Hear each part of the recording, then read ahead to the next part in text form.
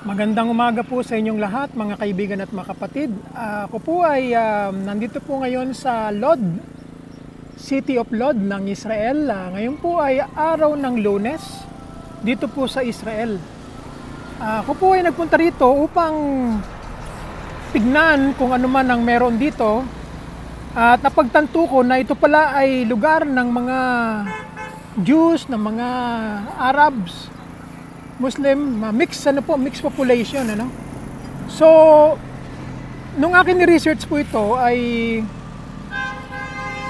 wala pong gaanong historical site ang makikita sa lugar na ito. Kung hindi modern na po yung pagkagawa ng mga building dito, wala na pong makikitang mga historical places na ano po na makikita.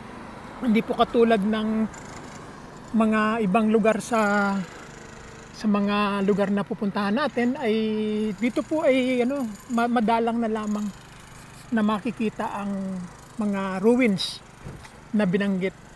So ito pong nakikita natin sa harapan, yan po ay bus station po, ng Lod. So ako'y bumaba doon upang maglakad-lakad sa mga 30 minutes from now. So, ako muna ay tutungo doon sa pinaka-station upang malaman kung ano pa mga dapat na puntahan. At kasi wala namang gaano mapupuntahan dito sa Lod. Bagamat ito po ay biblical na binanggit sa panahon ni Apostle Peter, ayon po sa kasaysayan, ito po ay lugar kung saan pinagaling ni Apostle Peter sa magitan ng Panginoon si Aeneas, doon po sa Acts na binanggit sa Book of Acts. So ang tawag po doon nung panahong iyon ay Lida, hindi po Lod. Lida ang tawag, So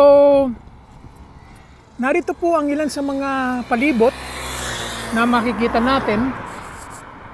At wala naman akong makitang mga ruins na mga buildings, na mga artifacts o kaya mga panahon pa ng mga Romans, ay wala. Ito na lamang po ang akin nakikita dito, Ako po ay nagbakasakali lamang kasi nung ako ay galing sa kahapon ay dinaanan ko ito, galing po ako ng Beersheba. So, imbis na bumalik ako sa Jerusalem by bus, ay nag-train ako. So, dinaanan ko itong Lod at saka yung Kiryat Gat. Kaya sabi ko, gusto kong makita kung ano ang nasa siyudad ng lugar na ito. So, yun, mga kapatid at mga kaibigan, yan ang Lod bus station, So, yan ang palibot ng lugar na ito. Hindi naman gaanong katulad ng mga ibang syudad dito sa Israel, ay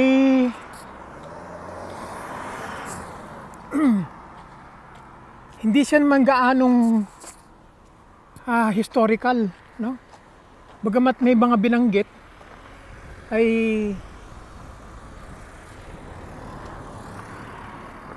hindi naman siya gaanong na-preserve yung lugar kasi wala namang i-preserve. Wala namang settlement dito ng mga Christians. Basta ang binanggit na lamang sa Book of Acts ay pinagaling ni Apostle Peter si Aeneas, So yan, mga kapatid at mga kaibigan, ang paligid na ito, na nakikita natin.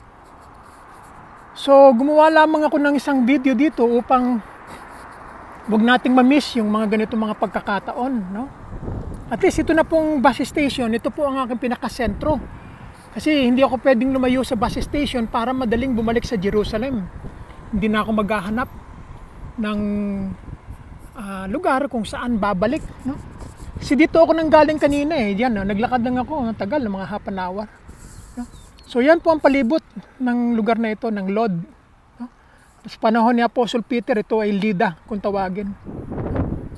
So yan lamang po mga kaibigan at mga kapatid, At welcome kayo rito sa aking video, ito sa Lod, sa Israel, na ang biblical name niya ay Lida, no? So wala akong may papakita sa inyo na mga ancient ruins, ay wala, kundi ganito na lamang ang makikita natin dito, no? Isang malapad na lugar na pinangyarihan ng pagkapagaling ni Apostle Peter kay Aeneas na binanggit.